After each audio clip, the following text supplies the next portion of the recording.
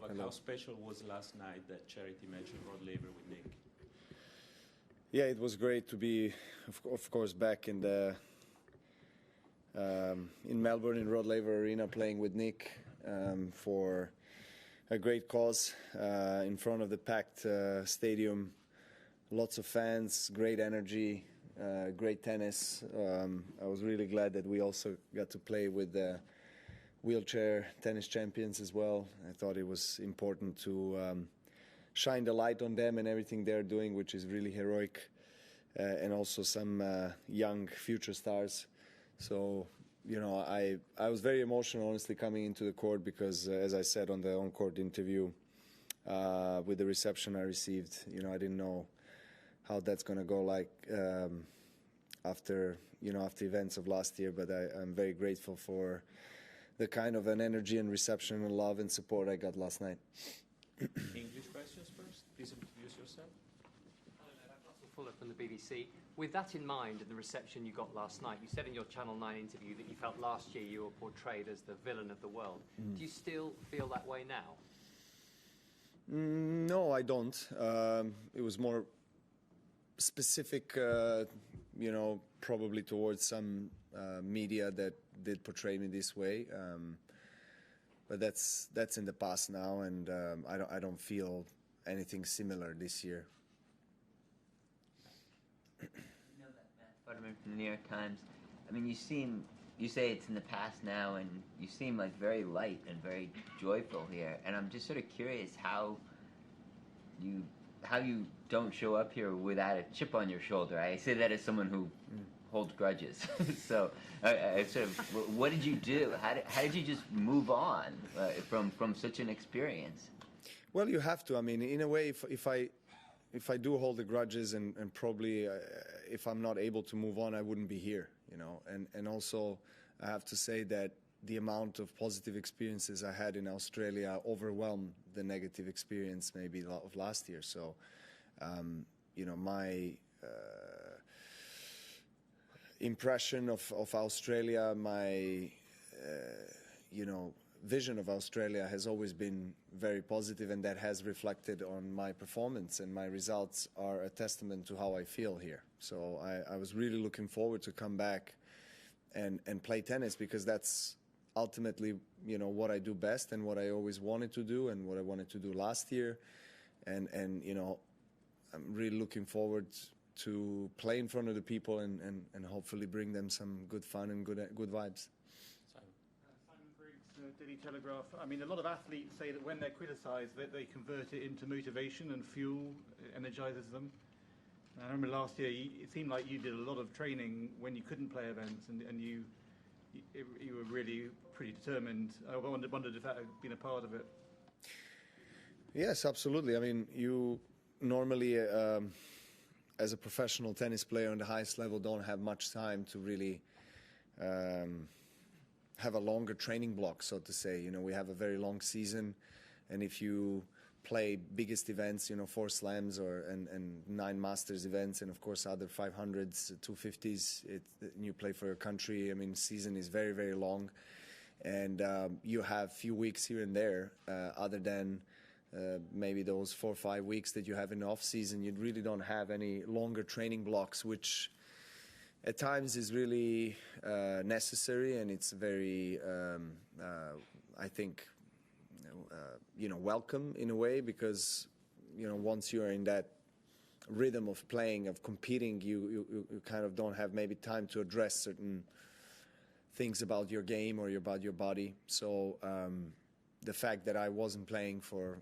several months at the beginning of last year allowed me to really, you know, get together with my team and work on my body, on my strokes, which has later helped me to achieve some great results. Eleanor Crooks from Press Association. We saw you dealing with the hamstring issue last week. How is it now, and do you feel fully fit going into your first round? Well, I've been struggling with that a bit, to be honest, the last 7 days, but it's hopefully not the major concern. I mean, so far I've been able to train and compete and play points. practice sets. So that's a positive sign. Obviously, I'm being, a bit more cautious. I'm not going full out on the training sessions. So, conserving the energy for next week, and hopefully it won't cause an issue for me then. The Grand Slam chase, I know it matters to you. You've been honest about that. You have a chance to tie here and go back and tie for the lead.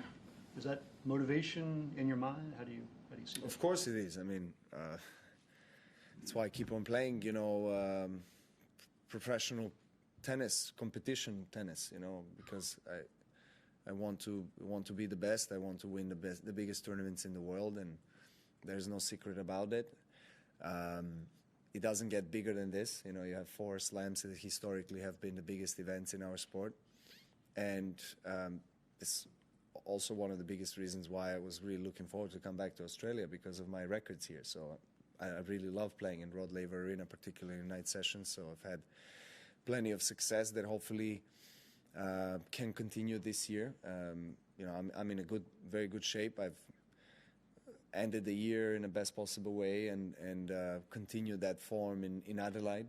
I like the way I play there. I beat some really good players, especially in the last few matches of the tournament. So, I like my chances. I always like my chances, and I train as hard as really anybody out there.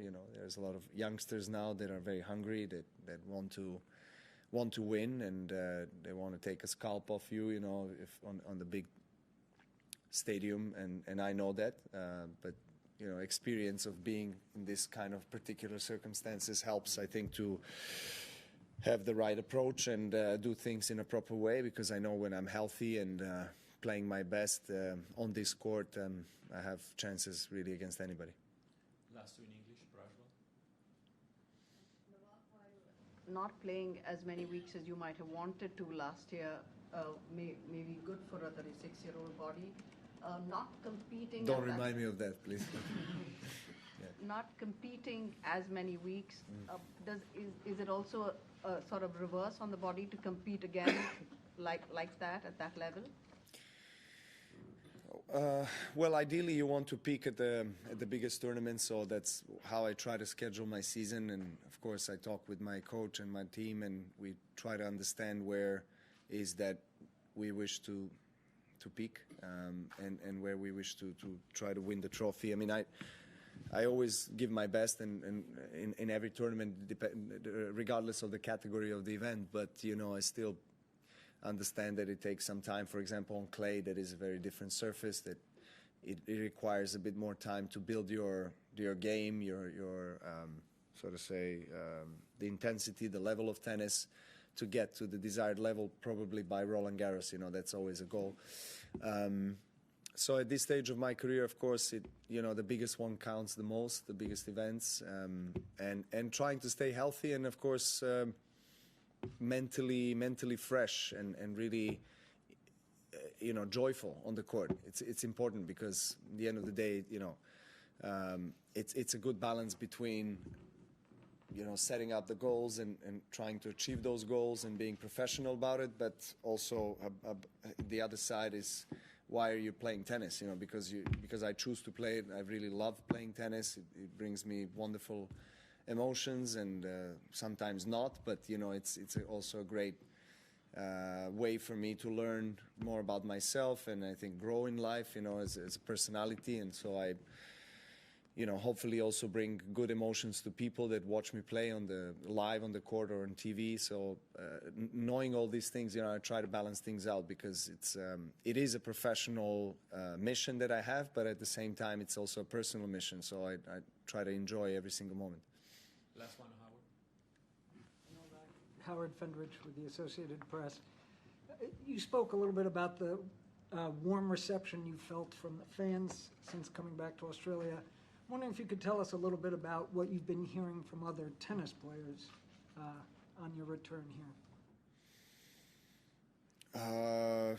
Well, I have not really been asking around, what do you guys think of me coming back here? But the ones that I spoke to and, have been really supportive. So no one has yet been negative on my return. Thank you.